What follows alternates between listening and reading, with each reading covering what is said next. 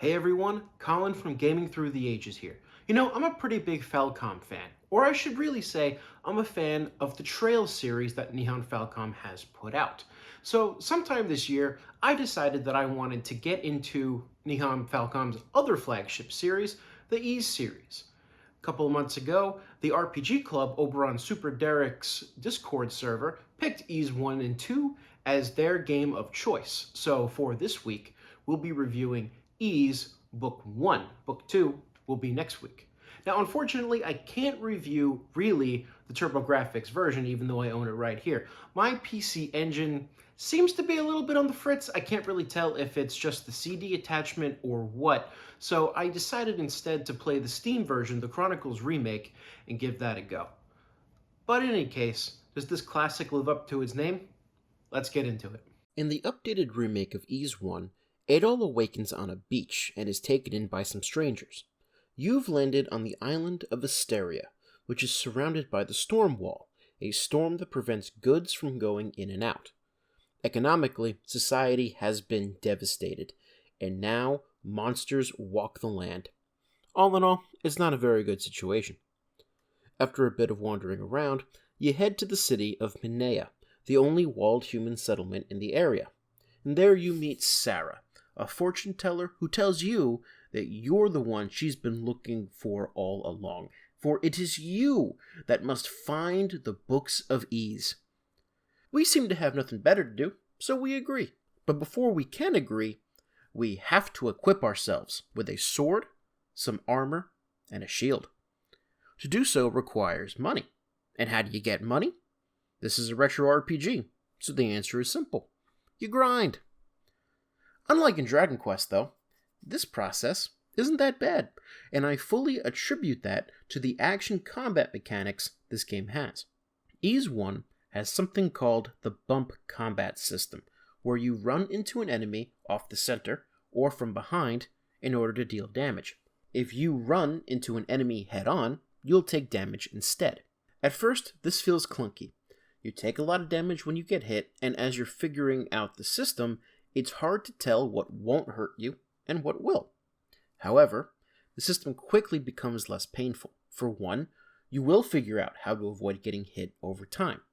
That's simply learning how the system works. Two, at least in this outdoor area, if you stand still, you will regain your HP fairly quickly, so you can recover from a brutal fight. Third, you level up pretty quickly. And in this game, level ups mean a lot. With one level up, you go from needing 3 or 4 hits to kill an enemy to 1 or 2. By the third level, you're mopping the floor with these early mobs. This is when a certain zen hits Ys. Yes, you have to grind to get money for your stuff, but monsters are quick to die and quick to respawn, which means EXP and gold is quick to gain. It's a constant reward of increasing your power while you quite literally feel more and more powerful. It's a good system. Having finished grinding for equipment, you head back to Sarah, who tells you that you need to hit up her aunt in another village for more information. So you head to Zepik village, where Jada lives. Jada tells you that she can read the books of Ys, and gives you the key to the holy shrine, where you'll find the first book, so you head up that way. The holy shrine is the first dungeon of the game. You run into your first boss pretty early on, and he's basically a level check. Fire comes at you from all sides, and you have to run through it and stab the guy. Look, you could try to dodge it, but to be honest, it would be almost impossible to be able to hit him while not getting yourself hit. So, the calculation is simply, can you do enough damage to him before the fire can do enough damage to you? When I first got there, the answer was no, I could not. So I spent 10 minutes grinding up another level, and then the answer was firmly a yes. One level makes a big difference. After you defeat him, you head into the depths of the shrine, where you meet a girl named Fina. Fina doesn't remember who she is or what her past is, but she's been kidnapped and needs rescuing. You escort her back up to the village where Jaba takes her in, then you head back to the shrine.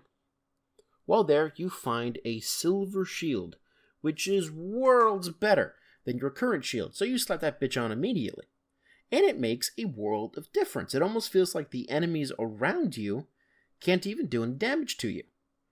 At the end, you find a boss who is literally programmed to head straight at you no matter where you are. So you gotta run around in a circle and hit his keister until he dies. Sidebar: running around in a circle during the boss fights is a good strategy for most of these fights. After defeating Mr. Super Focus, you retrieve a Book of Ease, and you bring it back to Jeba for translation. Fina remarks that she enjoys learning about this world's past and feels a connection to you. But with that, it's back to Sarah to see what's needing doing. But when we make it back to Minea, we find out that Sarah has been murdered. By whom is never answered, although we can assume that it's the shady guy in a black cape that everyone keeps talking about. Before she was murdered, she left a note telling us to find her poet friend, who can be found in the ramparts in the town, and she also tells us to head to the mine to find another Book of Ease. I decided to head to the mine first. This is a more difficult dungeon than the shrine, especially since it's dark, but you can find a lot of good items here. I found a silver harmonica, which I'll later give back to the poetess.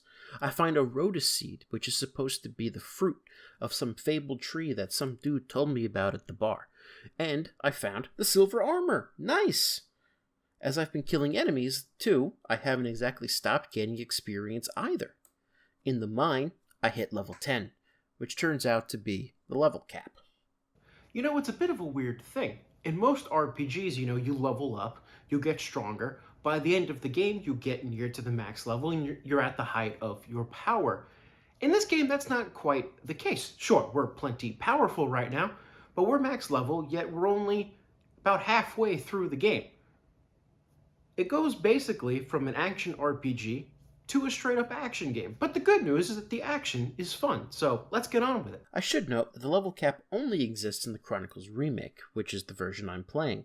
In the TurboGrafx 16 version, which I played briefly, I got to level 12 or 13 in the mine. And anyway, I get to the max level, so I fight my way down, and I find the final boss, and it's time to conquer this monster. And I can't hit him? That's right. You can't hit this boss without the silver sword. How am I supposed to know that? I don't know. If an NPC was supposed to tell you, I sure didn't run across one. But maybe it was in some dialogue placed in the town that I just didn't find, so okay, let's head back to town and see what we can do. The first thing I do is give the harmonica back to Sarah's friend, who plays me a song. This is supposed to feel important, but it doesn't at all. But a guide I'm following says it's essential for what I have to do, so I do it. Then I go to the bar, and I offer my rhoda seed to the guy who told me about it. He refuses my offer because he doesn't want to ruin his taste buds. So I do what any man would do, and I take that piece of fruit, shove it right in my mouth, and eat it for myself. After eating it, I head back out on adventure to find the two existing rhoda trees. I found one earlier in my adventure by accident, so I head there first. I walk into the tree, and it starts talking to me, which makes me think that the rhoda seed had some pretty whack toxins in it. The tree tells me to go find its twin, and then I'll find something good, so I go wandering around until I find it. That tree gives me the silver sword, so now I can go slay the monster at the bottom of the mine. He's a bit of a pain in the ass. He turns into bats all the time, and I have to run around from corner to corner until he coalesces into a solid form. That's when I can take a stab at him. It takes a bit, but he goes down. After that, I head back to Jeba, who tells me that the last remaining books of Ease are held in Darm Tower, a very dangerous place. It's being guarded by her son, Goban, who will only let you in if you have all of the silver equipment. I do, so here we go. No turning back now. I'm not going to narrate my whole trip up the tower. We meet a lot of characters, easily the majority of the plot-relevant characters, but most important is Dogi. Dogi breaks you out of jail, and I've seen him mentioned in a lot of discussions about the series since, so I wanted to bring attention to him here. But in this game, basically, he just breaks you out of jail, and that's it. Also important is this chick named Rhea, who apparently was traveling with me before I landed on the beach. She also can't remember jack shit, but she knew that she needed to see us, so instead of just going into town, she let herself get kidnapped by the villain, figuring that we'd come after her eventually. You free her, and she gives you the monocle so that you can read the books of Ease without needing Jabba's translation. At this point, we have 5 books of Ease, and the country's background seems pretty clear. They had been a prosperous civilization under the care of 2 goddesses. They invented a new metal named Claria that provided more wealth but also introduced a demonic element. Demons attacked, and the only solution was to somehow divide the land of Ease into 6 books, henceforth stopping the demonic from threatening the rest of the world. The villain of the game, Dark Fact, wants all 6 books so he can bring back Ease and use that demonic power to conquer the world. So, we head up the rest of the tower to kill him. Most of the travel through the whole tower has been pretty easy. I'm max level. I found even stronger weapons and armor in the tower, so I'm feeling ready. But Rhea tells me that only weapons and armor made of the same material as Dark Fact's armor will do anything, which means we have to use our silver equipment. That's alright though. Since every boss in this tower has been a breeze, let's go take this guy out. He can't be too hard. Wrong. This guy is tough as nails. See what's on the screen? See this chaos? How are you supposed to dodge that? Fireballs come at you, so you always have to be moving. But they also spit out bullets that come straight out of a shmup. At the same time, Dark Fact is bouncing around in a pattern exactly like that of a DVD logo from your school days. Your job is to dodge all of this trash and hit him, but when you hit him, the tile you hit him under goes away. So you have to make sure not to be standing on the tile that you hit him on, even though this is a melee combat system. You also have to make sure that you don't box yourself in and become trapped. There's no grinding your way out of this. There's no increasing your equipment or healing. This is a test of pure skill, and it can be brutal. I got it, though. After an hour of attempts, I got it down, somehow. And the reward was the 6th book of Ease. Upon reading it, a light surrounds Adol, and it is heavily implied that you are being carried up to the world of Ease. The plot continues in Book 2. Overall, I liked this game. I started playing the TurboGrafx version, and I was shocked at how advanced it was for the time. 1989, with an amazing soundtrack, voice acting, and seemingly an actual plot. Compare that to Dragon Quest, my god.